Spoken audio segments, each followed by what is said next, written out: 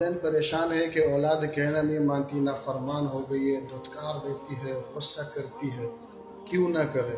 والدین نے اپنے بچوں کی بہتر مستقبل کے لیے، ان کے عیش و آرام کے لیے، ان کی آسائشوں کے لیے، اعلیٰ تعلیم کے لیے حلال چھوڑ کر حرام کمانا شروع کر دیا۔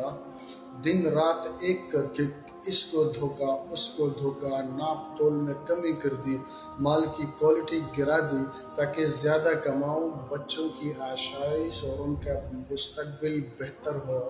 تو جب حرام سے پرورش ہوگی تو بچے نافرمان ہی ہوں گے نا۔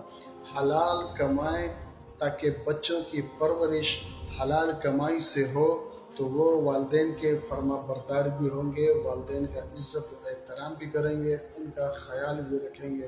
نبی کریم صلی اللہ علیہ وآلہ وسلم کا ارشاد ہے کہ ایک زمانہ ایسا آئے گا